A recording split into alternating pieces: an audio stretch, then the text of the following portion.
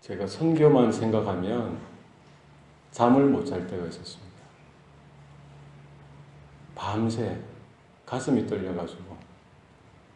제가 20대 초반이었어요. 그때 회개 많이 했어요. 야, 내가 왜 이래 청소년기를 허랑방탕하게 살았는지. 하나님을 만나고 예수님이 내 생애의 주인 되심을 깨닫고 보니까, 주님을 영접하고 주님이 나의 하나님이시고 나의 주인 되심을 제가 20대 초반에 깨닫고 나서 불이 떨어졌어요. 당장이라도 달려가고 싶은. 야, 내가 이것 때문에 태어난 거구나. 그때 총각이었습니다. 그때 제가 애 셋 둘 줄도 몰랐어요. 만약에 나에게 아들을 주신다면 하나님 그 자식도 복음을 위해 살도록 하나님 붙들어 주시옵소서. 이런 기도가 나오더라니까요. 결혼하기도 전인데 너무나 감동이 되는 거예요. 너무나 감격이 되는 거예요.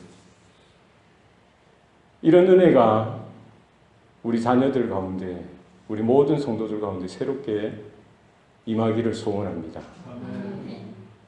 짧은 인생입니다. 그때 돌아서 보니까 벌써 제가 40대 후반인 것 같아요. 야, 참 하나님께 죄송한 거예요. 지금도 늦지 않았습니다. 하나님이 원하시면은요, 15, 16 난 다윗도 양치다가 하나님 급하게 부르셔서 이스라엘을 위해서 사용하시기도 하시고요.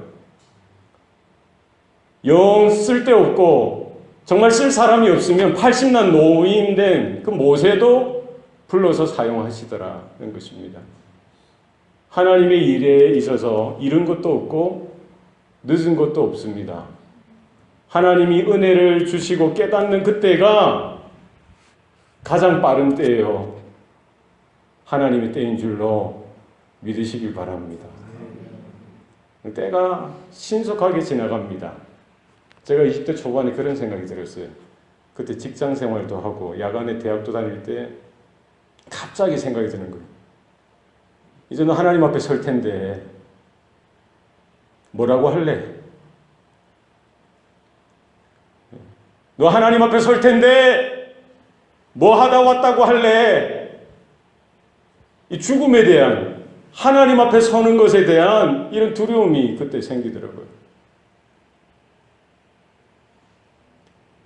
우리가 늘 마지막을 생각하고 하나님 앞에 설 수 있는, 서는 그 날을 준비하는 성도들 되시기를 바랍니다. 한번 기도하시겠습니다. 살아계신 아버지 하나님, 오늘도 우리에게 은혜를 주시니 감사합니다. 선교가 어쩌다가 보니 해야 되는 것이 아니라 이것이야말로 나를 구원하신, 주님의 피로 값주고 사신, 주님의 몸된 교회로 불러주신 근본적인 이유라는 사실을 깨닫게 하여 주시옵소서. 몇 사람이 가는 선교가 아니라, 몇 명의 선교사들만 행하는 선교가 아니라 온 성도들이, 온 교회가 대오각성하여 가슴을 찢으며 전도하지 못했던 것, 선교에 열심하지 못했던 것 회개하고 하나님 앞에 마음을 드리고 목숨까지 드리는 귀한 시간이 되게 하여 주시옵소서. 이번 기회를 통해서 모든 교회가, 모든 성도들이 일어나서 합심하여 부르짖으며 하나님이여 한 영혼을 구원하여 주시옵소서. 하나님이여 우리 자녀들, 우리 가정, 우리 교회 사용하셔서 아낌없이 주님 복음의 통로로 삼아 주시옵소서. 감사드리고 예수님 이름으로 기도합니다. 아멘. 독수리는 두 날개가 있습니다. 두 날개 다 튼튼하고 강해야 날개를 참 활짝 펴면은 창공을, 높은 하늘을 날아오르는 거예요. 강한 바람에도 흔들리지 아니하고 요동치지 아니하고 쫙 바람을 타는 것이죠. 그리고 갑자기 급강하해서 저 밑에 보일 듯 말 듯한 그 모기도 이렇게 낚아채는 겁니다. 예, 독수리는 뭐가 있어야 돼요? 두 날개가 없으면 안 돼요. 한 날개라도 연약하든지 부실하면은 제대로 독수리 노릇을 할 수가 없습니다. 반듯하게 강한 두 날개가 늘 있어야 돼요. 그래서 뭐 다른 것도 중요하지만 이 날개가 이 독수리에게 있어서 가장 소중한 거죠. 하나님께서는 우리에게 두 발을 주셨어요. 왜 두 발을 주셨을까? 한 발만 있어도 사는 데는 뭐 좀 불편해도 지장은 없지 않습니까? 그러나 우리에게 두 발을 주신 이유가 뭘까요? 넘어지지 말라고. 잘 균형을 맞추어서 넘어지지 말고 잘 살아라는 것이죠. 균형 잡히는 것이 중요합니다. 한 발로 하면 좀 불편하죠. 속도도 느리고 때로는 넘어질 수도 있고. 그러나 두 발이 있으면은 균형 잡히게 어디든지 갈 수가 있다는 거예요. 하나님께서 우리에게 두 눈을 주셨습니다. 왜 두 눈을 주셨을까요? 제가 생각해 봤어요. 두 귀를 주셨어요. 왜 두 귀를 주셨습니까? 균형 있게 보라고. 한쪽만 치우치지 말고 왼쪽이든 오른쪽이든 폭넓게 균형 있게 보라고.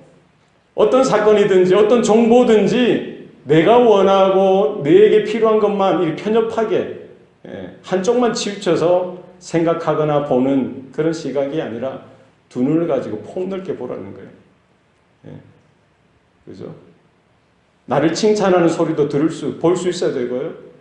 나에게 비평하는 그런 것도 우리 바라보고 또 들을 수 있어야 되는 거예요. 한쪽 귀로만 이렇게 기울이는 것이 아니라 두 귀로 넓게 들어야 되는 거예요.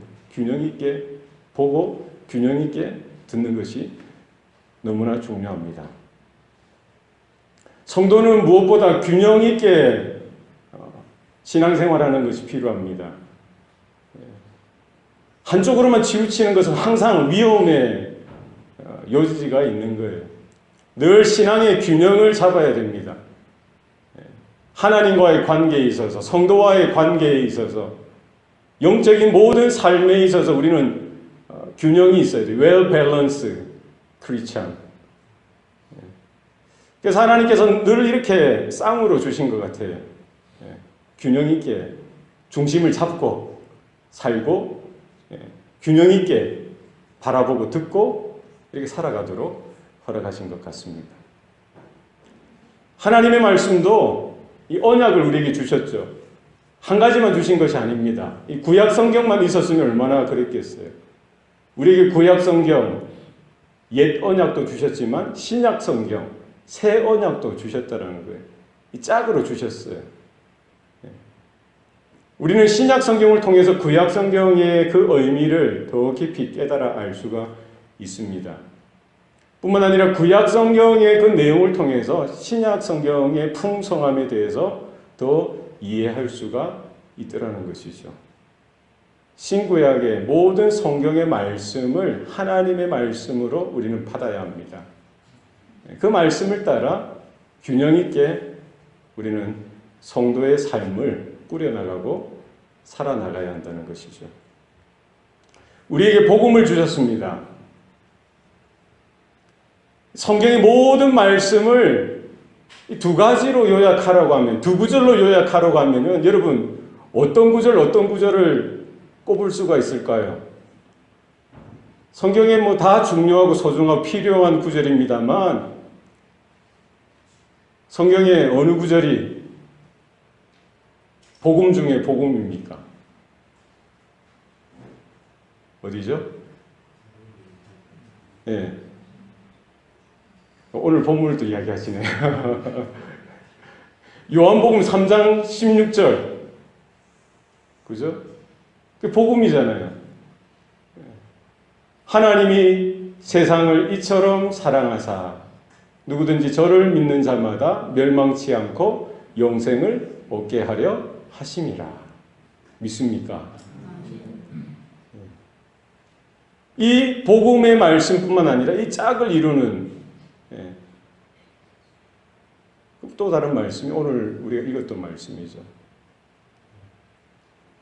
성령이 너희에게 임하시면 너희가 권능을 받고 예루살렘과 온 유대와 사마리아와 땅끝까지 이르러 내 증인이 되리라 하시니라. 여러분 믿습니까? 그러니까 성도의 삶을 두고 보면은 이 두 가지의 기둥과 같은 약속이 분명하게 그 삶 가운데에 그 중심 가운데 있어야 하는 것입니다. 이 두 가지 중에 어느 한 가지라도 부족하다든지 없다든지 하면은 심각하게 되어지는 거예요.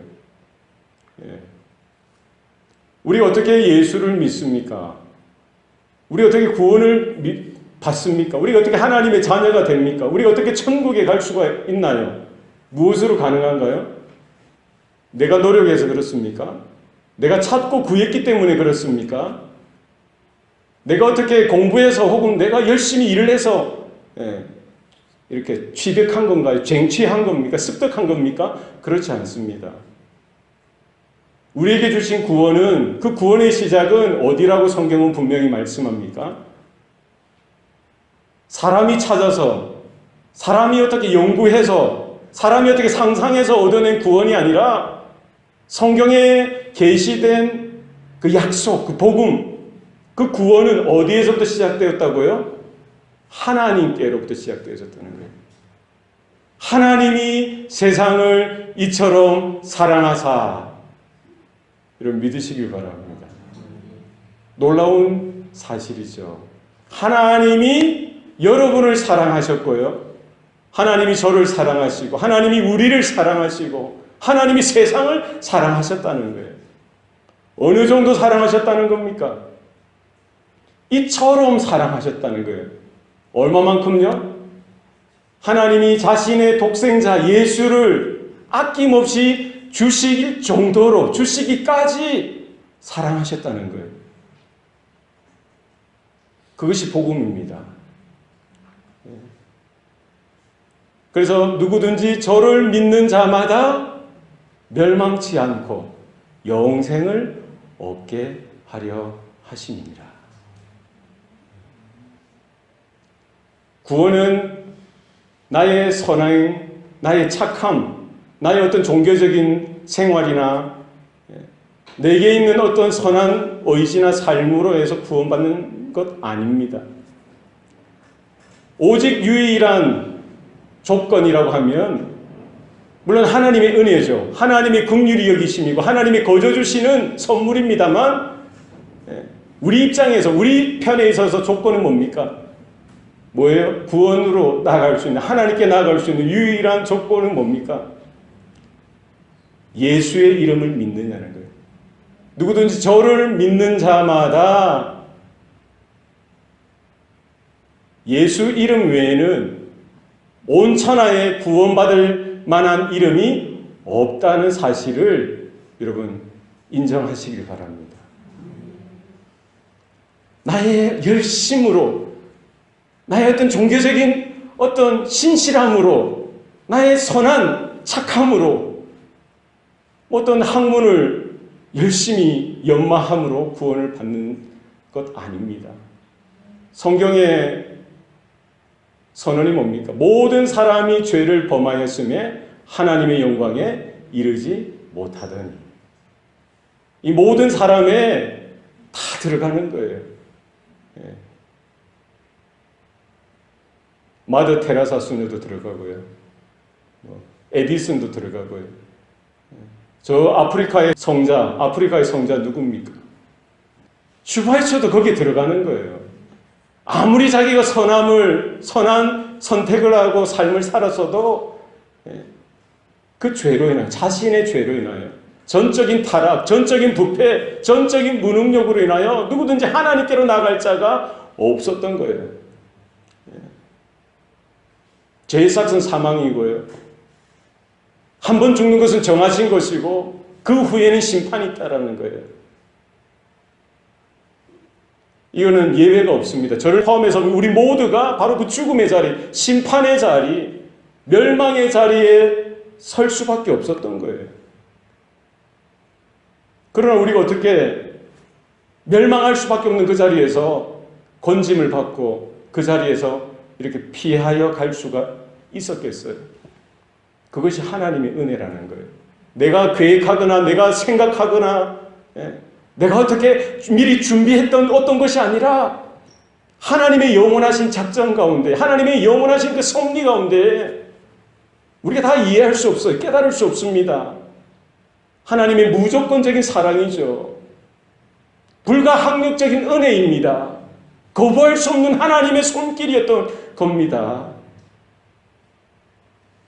하나님께서 작정하시고 바로 하나님이신 그분, 하나님의 독생자 예수를 이 땅에 직접 내려보내시도록 하셨고요. 내 죄로 인하여 내가 죽어야만 했던 그 자리에 대신 피 흘려 죽임을 당하시도록 했던 것입니다. 그 피로 인하여 어떤 죄든지 그 피로 인하여 제사함을 받을 수 있는 그 기회를 주셨던 것입니다. 그것이 은혜요. 그것이 하나님의 구원이요. 그것이 저와 여러분에게 거저 주시는 하나님의 구원의 은혜인 줄로 믿으시길 바랍니다. 그래서 우리가 거듭나는 것, 우리가 예수 믿은 것, 누구든지 저를 믿는 자마다 구원을 받는다고 했죠. 영생을 받는다고 했습니다. 누구든지 저를 믿는 자마다 여기에 이 조건이 누구든지 저를 믿는 자, 저는 누구죠? 예수 그리스도죠. 누구든지 예수를 믿는 것, 이것이 어떻게 가능해지냐는 거예요. 어떻게 가능해질 수 있습니까? 여러분의 개인의 삶을 돌아보십시오. 여러분이 그 누구든지에 들어갑니까? 들어가세요? 목사님 잘 모르겠는데요. 이러면 곤란해집니다. 누구든지 저를 믿는 자마다 할 때 그 누구든지 여러분이 들어가셔야 돼요. 교회만 오래 다녔다고 해서 성경 공부를 많이 했다고 해서 그게 아니에요. 뭡니까? 교회를 하루 다녔어도, 아니 교회를 비록 못 다녔어도 뭐에 들어가야 되는 거예요? 누구든지 저를 믿는 자마다 이 카테고리 안에 들어가야 하셔야 되는 거예요. 어떻게 이게 가능합니까? 누구든지 어떻게 그를 믿을 수가 있어요? 어떻게 가능한 거예요? 두 가지가 조건이 되어져야 되죠. 어떤 사람이 이 복음을 전해주는 자가 있어야 되는 거예요. 그렇죠. 목사님이든 전도사님이든 교회 학교 선생님이든 아니면 어렸을 때 친구들이든 여러분 젊은 시절에 뭐 옆집에 사는 뭐 어느 교회 집사님이든 누구든지 어떤 사람이 누군가가 여러분에게 그 복음에 대해서 전해 주었던 적이 있었어야죠. 여러분이 복음을 들었던 적이 있었을 겁니다. 그렇습니까?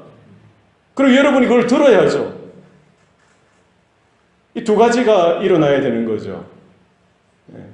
그러니까 누군가가 나에게 복음을 전해준 것조차도 뭐라는 거예요? 하나님의 은혜라는 거예요. 그 사람이 말솜씨가 좋아서 혹은 어떤 목사님이 설교를 잘해서 어떤 전도사님이 아주 설득력 있게 감동 있게 메시지를 전달했기 때문에 그 메시지를 듣고 내가 예수 믿어야지 깨달은 것이 결코 아니더라니까요. 무엇으로 가능한 겁니까? 누군가가 복음을 전해준 것도 그 사람의 화술이나 그 어떤 지식이나 능력이 아니라 경험이 아니라 성령께서 복음을 전하는 자에게 감동케 하시고 조명케 하셔서 도와주셔서 그 말씀이 하나님의 말씀으로 능력 있게 전달되게 하시는 겁니다. 그리고 그 말씀을 들을 때도 마찬가지예요. 내가 어떤 대학을 나왔기 때문에, 내가 어떤 공부를 많이 했기 때문에, 내가 사회적인 어떤 실력이, 능력이 있기 때문에 그 말을 듣고 내가 깨달을 수 있는 지성이 나에게 있어서가 아니라 뭐라는 거예요? 하나님의 성령께서 그 말씀을 들을 때에 각자 듣는 사람들마다 그 마음을 밝혀주시는 거예요. 성령의 빛으로, 은혜로 밝혀주셔서 그것을 깨닫게 하시고 아멘 하며 받아들이도록 하셨던 것입니다. 그러니까 요한복음 3장 16절도 하나님의 최고의 사랑이고 최고의 은혜고 최고의 계시일 뿐만 아니라 거기 안에 누구든지 저를 믿는 자, 이 사건이 이루어질 때에 복음을 전하는 자나 복음을 듣는 자 가운데 성령께서 동일하게 간섭하시고 역사하셨다는 사실을 우리는 바라볼 수 있어야 합니다. 그래서 우리는 어떻게 말할 수 있습니까? 내가 구원받은 것은 하나님의 은혜입니다. 어떻게 지나다 보니까, 살아가다 보니까 내가 하나님을 아버지로 부르고 예수님을 나의 주, 나의 하나님으로 부르고 있는 나의 모습을 발견하게 된 거예요. 우리가 이 땅에 태어날 때 전혀 내 노력이나 내 힘으로 이 땅에 태어난 사람이 있습니까? 혹시 있으세요? 여러분이 힘을 주셔서 여기 세상에 짠하고 나오신 분 있습니까? 다 누가 힘을 줘서 그래요? 어머니가. 아버지, 어머니를 통해서 어머니가 죽을 힘을 다해서 태어난 거예요. 마찬가지로 영적으로 우리가 출생한 것도 사실은 나의 의지가 아니라, 나의 선택이 아니라 하나님의 선택이요, 하나님의 도우심이요, 하나님의 능력이었다는 것입니다. 그래서 우리가 이 자리에서 예배 드릴 수 있는 것 하나님의 은혜인 줄로 믿습니다. 우리가 매년 여름이면 단기 선교로 비록 멀리는 가지 못하지만 나바오 인디안 그 부족을 품고 기도하며 준비하며 나아갈 수 있는 것도 하나님의 은혜인 줄로 믿습니다. 모든 성도 가운데에 요한복음 3장 16절의 말씀이 가슴에 늘 언제나 새겨져 있으시기를 바랍니다. 이 말씀이 새겨져 있어요. 뿐만 아니라 우리가 구원받고 나서, 구원받고 난 이후의 삶도 마찬가지예요. 사도행전 1장 8절의 말씀이 우리의 삶 가운데 분명한 진리의 기둥으로 세워져 있어야 합니다. 하나님께서 그냥 제자들을 복음서의 제자들로만 한정시켜 주신 것이 아니라 사복음서뿐만 아니라 뭐를 주신 거예요? 사도행전을 주신 거예요. 그냥 구원받고 나 한 사람 천국 가는 것, 나 한 사람 예수 믿고 하나님의 자녀 되는 것, 그것으로 부족하다는 거예요. 하나님이 나를 구원하신 그 이유가 있다는 것입니다. 무엇입니까? 모든 성도에게는 하나님의 사명이 있다는 거예요. 믿습니까? 5달란트, 2달란트, 1달란트씩 우리는 각자가 받은 거예요. 사명이 있는 겁니다. 제자들은 그 예수님이 부활하시고 승천하신 이후에 성령을 받기까지는 그것을 제대로 깨닫지도 못하고요, 알지도 못했죠. 그러나 예수님이 부활하시고 승천하시고 성령을 받고 나서 뭘 알았어요?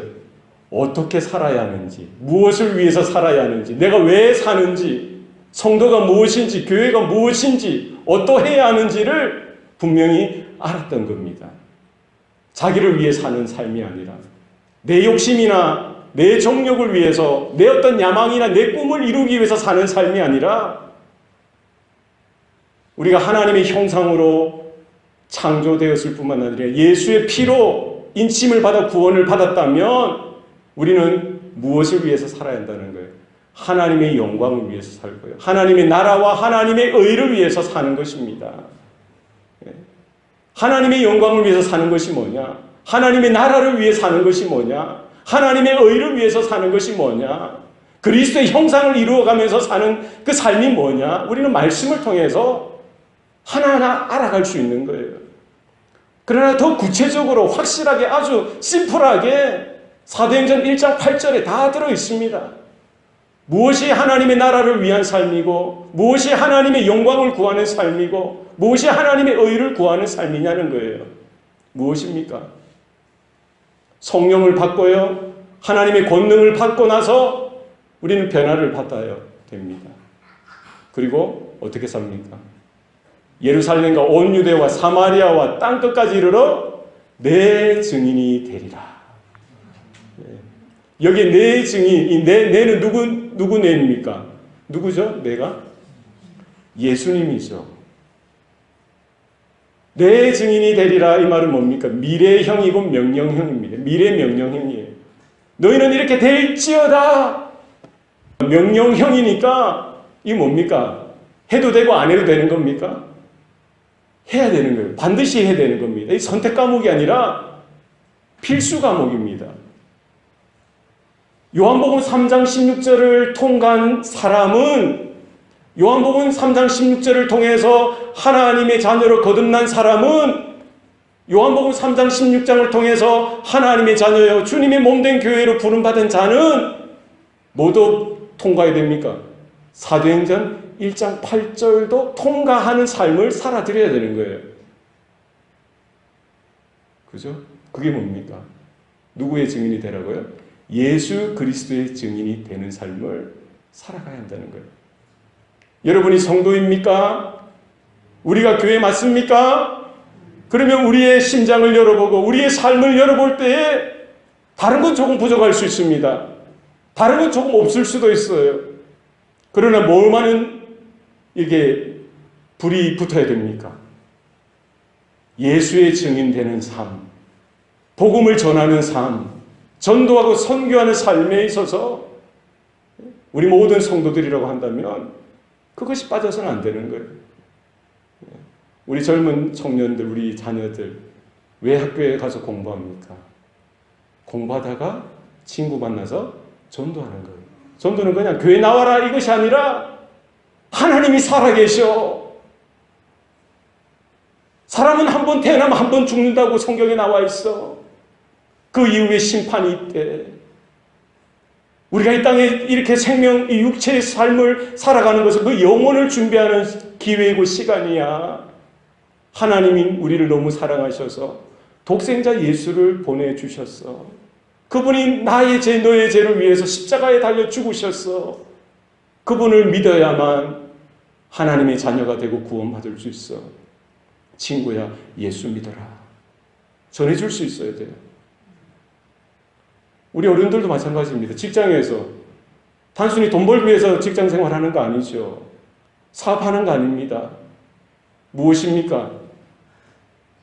예루살렘과 온 유대와 사마리아와 땅끝까지 걸어가는 발걸음 속에 우리의 직장도 있고 우리의 가정도 있고요. 우리의 삶의 터전도 있고 우리가 걸어가는 삶의 모든 범사가 그 자리에 다 들어있어야 하는 것이죠. 거기에 가서 우리가 먹고 마시고 여러 가지 것들을 하지만 우리의 동기, 우리의 존재 동기, 우리의 삶의 동기는 뭐예요? 예수님의 증인되는 삶이 저와 여러분 가운데 있어야 하는 거예요. 나중에 이제 50년 안에 여기서 나이가 제일 어리신 분은 몇 살인가요? 우리 가은이가 몇 살이죠? 10살? 9살? 네, 그럼 100년 안에 100년 안에 우리 다 하나님 앞에 서게 될 거예요. 네. 가은이 100년이면 109살이네. 네. 그렇죠. 100년이면 우리 다 하나님 앞에 서게 될 거예요. 그때 진실이 드러나겠죠. 진리가 드러나겠죠. 예수의 피로 인침을 받아서 하나님의 은혜로 거저 주시는 그 은혜로 선물로 우리가 구원은 받았지만 그 거저 주시는 은혜니까. 그럼 너 어떤 삶을 살았니? 하나님께서 분명히 물으실 텐데 사도행전 1장 8절을 들이미시면서 우리에게 물으실 거 아니에요? 어떠한 삶을 살았니? 저를 위한가 아니라 여러분 각자가 그 말씀 앞에 서셔서 내가 지금 바로 살고 있는지, 제대로 살고 있는지, 앞으로 어떻게 살아야 하는지 하나님의 말씀 앞에 서서 우리 자신을 돌아볼 수 있기를 바랍니다. 이것은 몇몇 사도들, 제자들, 특별한 엘리트에게만 주신 말씀이 아니라 모든 성도들에게 모든 주님의 교회에게 주신 말씀입니다. 어린아이나 연로하신 자나 다 해당되는 말씀이에요. 우리 하나님의 자녀를 거듭났다면 바로 그 삶이 있는, 복음 증거의 삶이 있는지 우리는 돌아봐야 합니다. 어느 회사에 갔더니요, 합창단이 있어요. 합창단. 회사에 직원들이 합창을 너무 감동 있게 잘하는 거예요. 와, 마치 시립 합창단처럼 감동이 있겠죠. 그러나 그들이 왜 거기에 있는지, 그냥 그 노래하기 위해서 그게 아니죠. 그거는 이제 가외로 여가 시간에 이용해서 하는 거죠. 왜 회사에 모입니까? 회사에 모이는 이유가 뭐예요?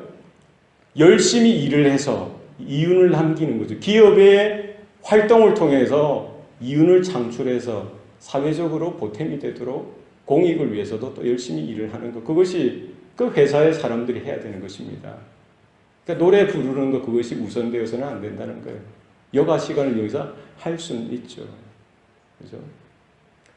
군대도 마찬가지입니다. 대대별로 체육대회를 합니다. 어느 대대를 보면은요, 축구는 어느 대대, 1대대. 축구는 거기에요. 또 씨름은 또 어느 대대. 줄다리기는 또 어느 대대. 그걸로 뭐 포상휴가도 가고 하죠. 그러나 그건 그냥 여가 시간을 위해서 그냥 이렇게 친해지기 위해서 하는 거죠. 군인이면 뭐를 잘해야 됩니까? 전투를 잘해야 되죠. 전쟁, 전투 상황을 대비해서 실전과 같이 준비하는 그 태세가 중요합니다. 그렇죠. 교회는 어떠해야 합니까? 교회는 전도하고 복음 전하는 교회가 교회인 것입니다. 교회의 표지가 크게 세 가지예요. 첫 번째가 뭡니까? 예수 그리스도의 복음의 전파. 두 번째가 예수님의 그 성례의 바른 집행. 세 번째가 올바른 치리. 그러니까 교회 간판만 붙여놨다고 해서 교회가 아니더라니까요. 주차장만 넓다고 해서 교회가 아닌 겁니다. 음향시설이 좋다고 해서 교회가 아니에요. 사람들이 많이 모인다고 해서 교회가 아닙니다. 크든 작든 어떤 교회든지 그 교회를 보면은 뭐가 있어야 되는 거예요? 예수 그리스도의 피 묻은 복음이 온전하게 올바로 선포되어지고 있느냐? 그것을 바라봐야 합니다. 복음의 바른 선포가 없이는 교회가 아닙니다. 강단에서 엉뚱한 이야기가 이야기되어지고 만담이 이야기되어지고 뭐 세상에 어떤 유행하는 것들이 뭐 이렇게 이야기되고 뭐 어떤 이슈가 이야기되어지고 물론 예화로서 설명할 수는 있겠지만 그것이 주가 되어서 사람들의 길을 즐겁게 하고요. 어떤 정보를 얻는 그런 시간이 아니더라니까요. 교회에서는 뭐가 있어야 됩니까? 예수 그리스도의 피 묻은 복음이 온전하게 그대로 선포되어져야 합니다. 그것이 없으면 교회가 아닌 겁니다. 2000년 역사 동안 그랬어요. 교회가 능력 있고 교회에 하나님의 영광이 임할 때는 무엇입니까? 하나님의 말씀, 하나님의 복음이 온전하게 강력하게 선포되어질 때에 하나님은 그 교회를 통해서요 부흥을 주시고 하나님의 영광을 나타내 보여주셨던 것입니다. 우리 성도들의 삶도 마찬가지입니다. 우리가 어디에 가든지 예수님을 전하시고 하나님의 말씀을 나누시길 바랍니다. 그런데 무엇으로 이것이 가능하냐는 것이죠. 전제가 있어요. 무엇입니까? 오직 성령이 너희에게 임하시면 너희가 권능을 받고 뭐를 받아야 되는 겁니까? 우리가 요한복음 3장 16절을 통과하죠. 요한복음 3장 16절을 통해서 예수의 십자가를 직면하고 예수의 죽으심을 직면하고요. 예수의 부활을 우리는 직면합니다. 예수의 이름을 통해서 예수의 피를 통해서 구원받아요. 그것이 전제가 되어지죠. 그러나 그것이 다가 아니라는 거예요. 뭐를 받아야 되는 겁니까? 우리가 독생자를 영접하였듯이 예수 그리스도를 영접하고 믿었듯이 하늘 아버지께서 그리스도를 통해서 우리에게 보내주시는 또 다른 보혜사 성령을 우리는 받아야 합니다. 오직 성령이 너에게 임하시면 우리가 왜 성도로서 힘겹게 살아갑니까? 왜 교회로서 생기가 없어지고 다른 데에 이런 눈길을 돌립니까? 우리 안에 하나님의 성령이 부어져야 하는 줄로 믿습니다. 주님의 약속이죠. 주님의 명령입니다. 너희가 몇 날 며칠이 못되어 성령으로 세례를 받으리라. 예루살렘을 떠나지 말고 아버지께서 약속하신 그 성령을 받을 것에 대해서 분명히 말씀하고 있습니다. 술 취하지 말라. 이는 방탕한 것이니 성령으로 충만함을 받으라 라고 되어 있습니다. 우리가 이번에 선교를 갑니다. 어떤 마음으로 가야 합니까? 무엇을 준비해야 합니까? 작년에 했기 때문에, 재작년에 했기 때문에, 예전에 했기 때문에 그런 경험을 가지고 가실 겁니까? 우리 어떤 지식이나 어떤 여러 가지 우리 개인적인 능력을 가지고 갑니까? 그것이 아니라 무엇을 받으셔야겠습니까? 오직 성령을 받는 저와 여러분 되시기를 바랍니다. 하늘로부터 임하는 성령을 우리 모든 자녀들까지, 우리 모든 성도들까지, 가는 자나 보내는 자나 온 교회가 합심하여 성령 받을 것을 간절히 구하고, 다른 것 구하지 마십시오. 하나님이여 가는 자들 위해 성령의 기름 부으심을 허락하여 주시옵소서. 하나님이여 저 나바오 인디안 저 땅 가운데 하나님 약속하신, 아버지께서 약속하신 성령을 부어 주시옵소서. 그 한 가지만을 놓고 기도하시기 바랍니다. 우리 자녀들도 복음 전하다가, 말씀 전하다가 변화되어지는 역사가 있게 될 것입니다. 그 자리에 참여한 영혼들마다, 어린 심령들, 또 그들의 부모들까지 하나님께서 간섭하시고 성령께서 역사하실 때에 변화되어지고 구원되어지는 역사가 나타날 줄로 믿습니다. 선교의 답은 무엇입니까? 우리 성도의, 교회의 사역의 답은 무엇입니까? 오직 성령, 오직 하나님의 은혜, 오직 하나님의 능력으로 다시 한 번 더 무장하여서 하나님 앞에 주님, 우리의 시간을 받아주시옵소서. 우리의 물질을 받아주시옵소서. 우리의 헌신을 받아주시옵소서. 우리 온전히 주님 앞에 올려드리고 아낌없이 주님께서 행하실 것을, 주님께서 사용하실 것을 기대하며 우리 이번 기회를 통해서 성령의 은혜 가운데 가고 변화되어져서 하나님이 기뻐하시는 우리의 생애를 살아드리는 저와 여러분 되시기를 축원합니다. 기도하시겠습니다. 살아계신 아버지 하나님 감사합니다. 우리에게 생명 주실 때 풍성히 주시는 그 아버지의 그 사랑을 깨닫게 하시니 감사합니다. 요한복음 3장 16절을 믿음으로 받게 하셨사오니 다시 한 번 더 우리가 사도행전 1장 8절의 말씀을 믿음으로 받을 수 있도록 도와 주시옵소서. 우리의 삶이, 우리의 생각이 변화되어져야 합니다. 변화되어지기를 원합니다. 주님, 오직 성령이 너에게 임하시면 주님 약속하셨사오니 나에게도 우리에게도 아버지 주심하여 약속하신 성령으로 충만하게 채워 주시옵소서. 이번 단기 선교를 통해서 악한 사단 마귀, 어둠의 권세, 일절 틈타지 못하도록 성령의 불로 우리 자녀들을 지키시고 우리의 선교팀을 지키시고 우리 교회를 지켜 주시옵소서. 나바오 그 땅 가운데에도 성령의 불을 내려 주시옵소서. 감사드리고 예수님 이름으로 기도합니다. 아멘.